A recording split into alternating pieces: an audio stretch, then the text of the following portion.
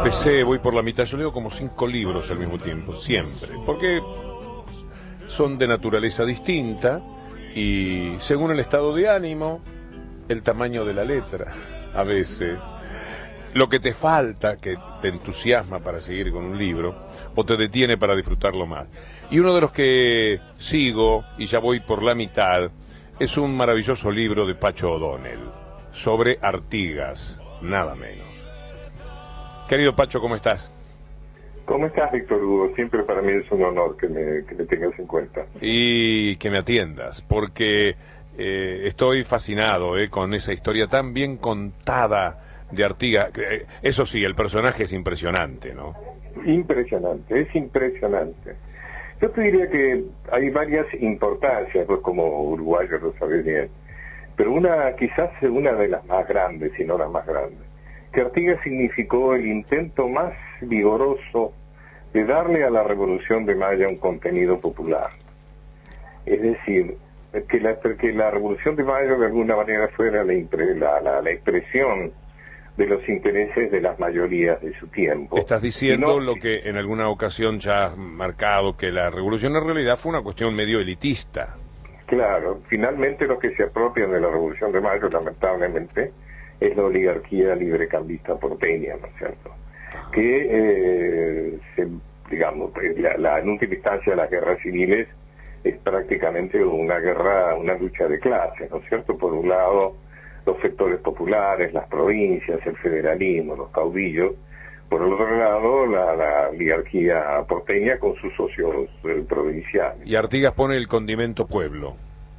Artigas le pone el condimento pueblo, un hombre de enorme carisma, que fíjate vos que la historia oficial argentina pretende reducirlo a ser nada más que un prócer uruguayo. Por supuesto que fue uruguayo, pero la importancia en la historia argentina es tremenda, tal es así que él, como protector de los pueblos libres, tiene bajo su influencia, no por invadirla, sino por pedido de los pueblos de estas provincias, tiene bajo su influencia, por supuesto, a la banda oriental, a lo que eran las Misiones, Entre Ríos, Corrientes, Santa Fe y gran parte de Córdoba. Pero contás en el libro, además, cuando la propia Junta lo llama, lo convoca para que venga a dar una buena mano. Claro, el convocado, inclusive en el plan de operaciones de Moreno, ya se establece claramente la importancia de contar con Artigas a favor de la revolución. Moreno y Belgrano lo dicen, ¿no? Claro, por supuesto. Ya era un hombre bastante grande, Artigas ya tenía más de 40 años. Y fíjate vos que hay algo que se conoce poco, que en el Congreso de Oriente de 1815, donde participan los pueblos libres, es decir, las provincias que te acabo de decir, un año antes del Congreso de Tucumán de 1816, el artiguismo, es decir, los pueblos libres proclaman la independencia de España y de cualquier otra nación extranjera. Es decir, que la primera declaración de la independencia argentina se hace en el Congreso de Oriente en Arroyo de la China, que es hoy Concepción del Uruguay. Y fíjate vos que a ese Congreso van estas provincias que te he dicho, y que no van a Tucumán. A Tucumán van solamente las provincias cuyanas y las provincias altoperuanas y a las provincias del noroeste, digamos. Es decir, que como representatividad, te diría que es muy discutible que el Congreso de Tucumán haya sido más representativo que el Congreso de Oriente de 1815. Pero no dejes la impresión, con estos datos, de que es un libro de historia, uno más. Este es un libro con una novela muy intensa adentro, que toma todos los datos ciertos de la historia, pero es muy lindo cómo reflejas el personaje, cómo lo vas buscando, ese hombre vivido, ese hombre que pasó por todo, por el contrabando, por hacerse notorio como un hombre de una gran guapesa personal, respetuoso del aborigen. En ese sentido yo soy leal a mi maestro, que fue José María Rosa, que nos enseñó que la historia es un relato fascinante. Claro. Y fíjate vos que cuando yo leo por encuestas que los chicos de los colegios opinan que la historia es una de las materias más aburridas, realmente cuánto esfuerzo ha habido que poner para hacer de la historia argentina una materia aburrida.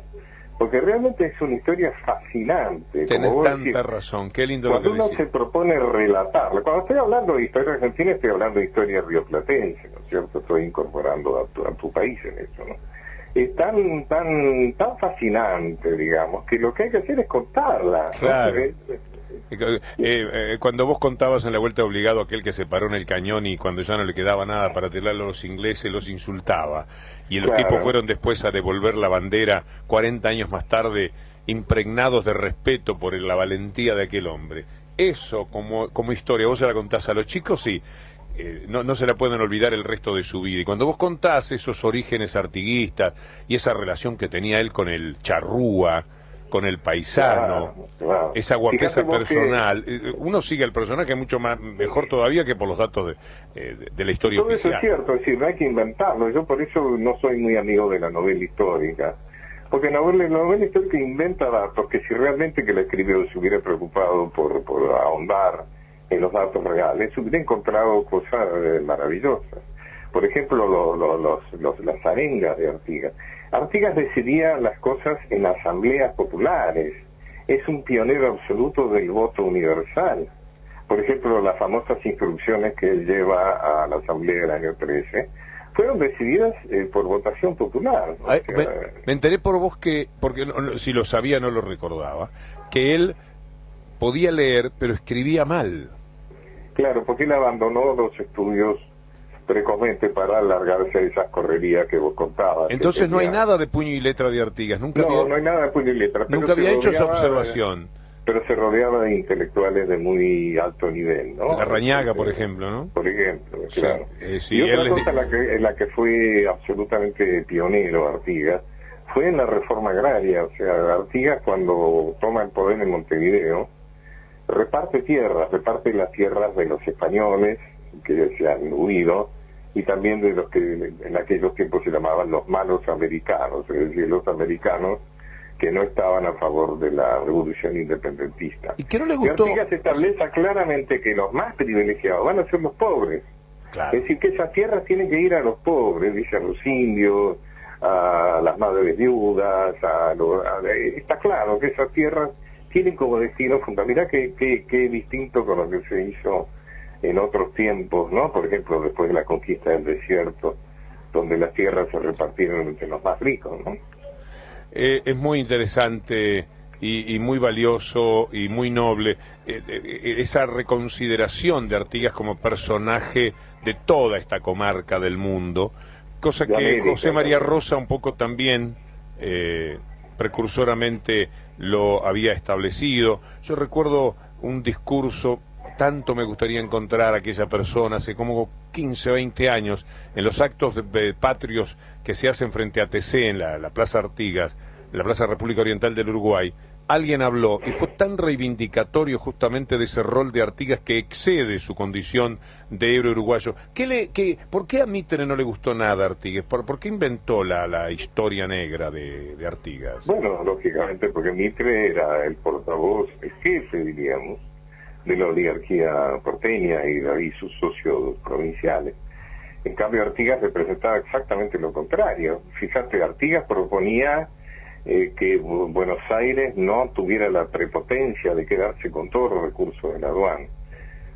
Y que no, él habla de los procónsules que enviaba a Buenos Aires, porque los gobernadores de las provincias eran porteños enviados por Buenos Aires. Artigas, digamos, Mitre y Vicente Fidel López, que son los dos historiadores fundacionales argentinos, llevan a cabo una tarea absolutamente lógica desde su punto de vista, absolutamente denigratoria de Artigas, ¿no? Lo consideran un bárbaro, un anarquista, un salvaje, digamos, ¿no? Un asesino, ¿no? Sarmiento mismo se despacha con una serie de adjetivos terribles, ¿no? Sobre Artigas. Te diría que es apasionante. Me lo estoy leyendo, pero como, así de corrido casi, y creo que es un notable aporte al placer de la lectura, una cuestión fundamental, pero también al repaso de una serie de valores, de históricos de excepcional valor para todos nosotros que hacen a nuestra identidad. Muchas gracias, Pacho, por el libro y por esta nota y por tanto, Muchísimas gracias, Víctor. Y cuando lo termine de leer, si querés volverme a llamar. Pero claro. Seguimos hablando del libro. Claro, porque me falta todavía toda una evaluación. Todavía no le entré justamente a lo que viene de 1815 en adelante. A todo lo que viene hacia el Paraguay y todo eso. ¿Cómo se llamaba el perro que tenía... Artigas, ya de mayor, tenía un perrito que se llamaba Charrúa. Mirá. Él hablaba de los cimarrones, ¿no? Claro. Bien. Pacho, un fuerte abrazo. Gracias, Víctor Hugo, te felicito por todo lo que haces. Un abrazo. A Pacho O'Donnell, autor. Ahora, de esto estamos hablando del libro Artigas. Así simplemente, Artigas, el héroe oriental, que es mucho más que eso, indudablemente. Si la